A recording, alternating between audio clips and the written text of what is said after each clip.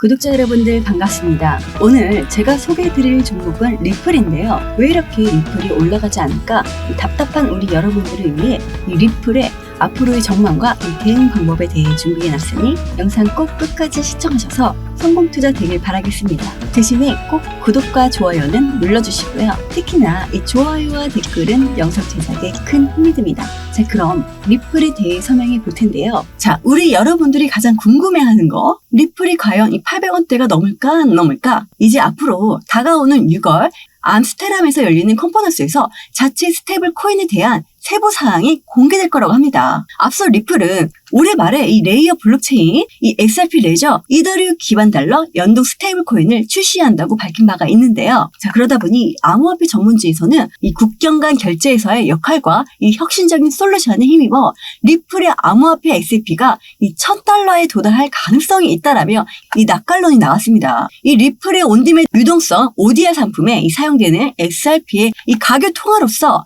유용성은 빠르고 비용 효율적인 이 국제 거래를 위한 매력적인 옵션이 될 것이다. 이 XRP가 1조 달러에서 20조 달러에 이르는 1일 결제량을 처리할 수 있다면, 자, 가격은 이 1000달러에 도달할 수 있을 거라고 예상이 된다고 하는데요. 하지만 이 이정표에 도달하기 위해서는 이 XRP가 상당한 규제, 기술, 시장 과제를 극복해야 한다고 전제했습니다. 자, 그리고 리플은 이 소송이라는 단어가 따라다니는 코인이죠. 현재 이 SEC4에서 이 진행 중인 소송이 해결이 되면 리플의 가격이 상승할 수 있다. 지난 말에 시작된 이 재판은 지금까지 명확한 해결을 찾지 못한 채 긴장감이 고조되고 있지만, 이 리플의 지지자로 유명한 미국 암호화폐 전문 변호사 이 제레미 호거는 향후 몇 달 내에 합의가 이뤄질 수 있을 거라고 낙관적인 전망을 내놨습니다. 자, 리플은 항상 소송이라는 단어가 따라다니는 코인인데요.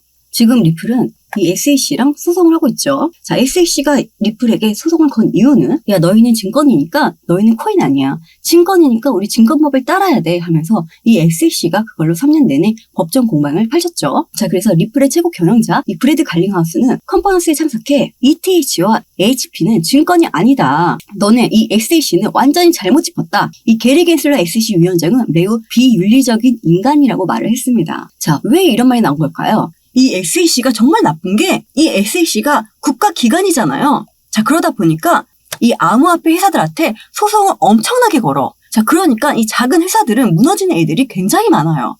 하지만 우리 리플은 회사에 돈이 많으니까 여태까지 소송을 끌고 온 거죠. 자, 그런데 여기서 중간에 합의를 하는 경우도 있어요. 이 벌금이라고 하는데 합의금을 내야 되는 거지. 근데 이 SEC가 리플한테 내라고 한 금액이 얼마야? 20억 달러. 우리나라 돈으로 약 2조 6천억 정도예요. 말도 안 되죠? 이걸 듣고 리플이 가만히 있겠어요? 당연히 리플이 못 내겠다. 내더라도 이 1000만 달러가 적당하다고 생각한다. 예전에 이 EOS도 2,400만 원 달러를 냈고 텔레그램도 1,850달러를 냈는데 20억 달러, 이게 말이 되냐. 이 20억 달러의 기준도 모르겠고 이전 전례에도 이런 게 없는데 대체 기준이 뭐야? 이렇게 반문을 했었죠. 하지만 우리 투자자들은 합의를 원할 수밖에 없는 게, 이 합의를 끝나게 되면 리플이 지금껏 못 올라갔던 거 미친 듯이 올라갈 테니까. 왜냐하면 작년에 이 약식 판결에서 이 부분 승소긴 하지만 그 소식이 속보로 나오자마자 70%가 올라갔어요. 자, 그래서 리플이 그만큼 여기에 굉장히 민감할 수밖에 없겠죠. 이게 합의만 된다면 70%가 아닌 200%든 그냥 막 오를 수가 있어. 자, 그러니까 아직도 사람들이 리플을 못 버리고 있는 거죠. 자, 그러다 보니 이 SEC는 최대한 벌금을 많이 받으려고 하고 리플은 최대한 벌금을 적게 내려고 하고, 자, 그러니까 서로의 갈등이 있을 수밖에 없겠죠. 이제 다가오는 5월 20일에 양사 이의서 제출이 되고 이 6월 안에는 어느 정도 법원의 명령이 나올 듯합니다. 자, 그래서 이런 상황들을 보면 이번에도 이 리플 측이 좀 더 유리하게 돌아가지 않을까 생각이 드는데요. 그래서 지금 단계에서 우리가 생각해 볼 수 있는 거는, 이 법원이 이제 판결을 내릴 거잖아요. 이 강제 합의 명령을 내리지 않을까 싶어요. 자, 그러니까 합의를 건의하면서 벌금 액수는 이 조율이 되지 않을까 싶습니다. 자, 왜냐하면 미국은 이 민주당이랑 공화당이 있어요. 자, 근데 리플한테 이 SEC가 계속적으로 압박을 했다고 했잖아요. 자, 그런데 차기 대통령 선거에 이 공화당 후보가 뭐라고 했냐? 현 정부의 이 암호화폐 접근법을 유턴해야 돼. 자, 그리고 중요한 건 뭐야? SEC, 너네 권한이 너무 과도해. 나는 당선이 되면 대다수의 암호화폐 규제를 철폐할 거야. 자, 그리고 이 SEC 규모를 축소할 거야. 자, 이러면서 이 SEC는 공화당한테 계속적으로 표적이 되고 있어요. 자, 왜 SEC를 표적할까? 이 SEC 때문에 코인 시장이 망가졌으니까. 자, 이걸 얘기하면서 표를 받으려고 할 거예요. 자, 근데 지금 공화당 후보가 누구다? 트럼프죠. 지금 트럼프 지지율이 46%예요. 자, 그럼 이 SEC 입장에서 어떨까요? 조바심이 날 수밖에 없어. 발등에 불이 떨어졌어. 자, 그럼 얘네들이 빨리 합의를 해야 되겠지. 자, 그럼 여러분들 합의가 되면 어떻게 될까요? 리플이 그동안 못 올라갔던 거, 정말 서럽게 못 올라갔던 게 어떻게 돼? 한 방에 올라갈 수 있어요. 자, 그러면 우리는 정말 엄청난 수익을 갖고 갈 수 있다라는 거예요. 자, 그래서 리플도 이러한 분쟁이 지긋지긋하겠죠. 자, 그러다 보니 리플은 미국 기반 이 ODR 서비스를 이 XRP에서 미국 달러에 고정된 이 스테이블 코인 테더로 전환을 하는 거죠. 그리고 지금 한 애널리스트는 현재 시장 상황과 2023년부터 2017년까지 과거 추세를 비교하며 앞으로 이 몇 달 안에 XRP의 잠재적 돌파를 예상하고 있다고 합니다. 일례로 이 암호화폐 애널리스트 다크 디펜터는 향후 3개월 동안 이 XRP가 흥미로운 변화를 경험할 수 있으며 이 예상 목표 가격은 1달러로 이 100% 랠리 잠재력을 나타낼 것으로 예상을 했습니다. 이러한 예측은 2013년부터 2017년 기간 동안 이 관찰된 패턴을 연상시켜주는 주요 지지선과 이 XRP의 가격 움직임이 일치하다는 과거 패턴의 근거시라고 핀폴트는 설명했는데요. 우리가 이 차트를 보는 이유가 뭐죠? 사람의 심리나 패턴은 이 30년 전이나 지금이나 이 비슷하니까. 자, 근데 최근에 5월 2일 날 금리가 동결이 났어요. 우리가 기대했던 건 금리 인하였단 말이에요. 하지만 이 불확실성에서 이 확실성으로 바뀌었으니까 이 금리 동결 괜찮아. 자, 그러면서 잠시 동안 시장의 반등이 보였었죠. 하지만 모든 코인들이 이 거래량이 안 터지면서 올라갔다라는 건 개인들의 물량을 흡수했다는 것입니다. 개인들의 물량은 이 잠재적인 매도 물량이에요. 자, 그렇다는 건 언제 또 떨어질지 모른다는 거죠. 자, 그리고 여기 보시면 이 별 3개짜리가 다 중요한 거예요. 이런 경제 지표에 따라서 흔들릴 거라는 건 고래들도 알고 있어. 자, 그럼 개인들은 어떨까요? 더 흔들리겠죠? 자, 이렇게 흔들리는데 이 거래량 없이 빠지는 건 뭐다? 의미 없는 하락이다. 개인들만 매도를 유도하고 있다는 거예요. 금리가 계속 고금리로 갈까요? 그렇지 않아요. 금리는 무조건 낮아질 수밖에 없어. 자, 이번에 이 FOMC 기자회견에서 연준 의장이 했던 말 중에 하나가 우리는 이제부터 이 나오는 경제 지표에 따라서 금리를 인하할 건지 결정을 하겠다라고 하면서 이 비둘기파 발언을 했어요. 게다가 이 골드만삭스는 작년부터 올해 금리 인하는 무조건 나올 수밖에 없다고 이 장담을 했는데요. 자, 그럼 금리가 분명히 내려갈 걸 알고 있는 고래들 입장에서는 어떻게 할까요? 앞으로 6월 달에는 이 스테이블 코인 세부 사항이 공개가 되고 곧 이 SEC랑 합의까지 되고 곧 이제 7월이나 11월에 금리 인하까지 터진다면 지금이 개인의 물량을 털어볼 수 있는 기회인 거죠. 지금 보시면 여기가 지지선이에요. 이 지지선을 지켜주고 있다는 건 지금 세력들의 평균 매수 단가이고 어떻게든 세력들은 이 지지선을 지키려고 할 거예요. 어떻게? 이 자전거리를 통해서. 이 자전거리를 돌리는 주된 이유는 뭐죠? 고래라든지 세력이라든지 자, 얘네들이 자신의 분량을 더욱더 크게 가져가기 위해서 이 자전거리를 돌리는 거죠.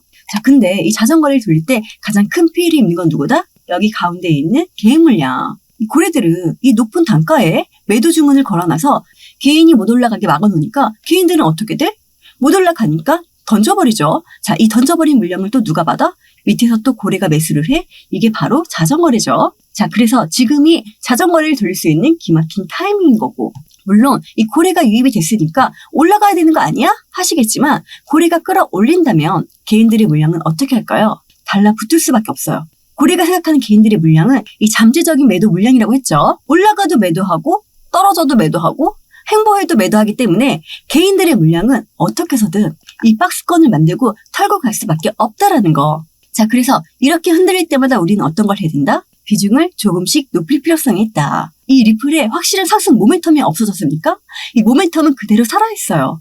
이 모멘텀이 살아있다는 이유는 우리가 투자 자금을 회수할 필요가 있는 게 아니라 투자 자금을 조금 더 넣을 필요성이 있다라는 거죠.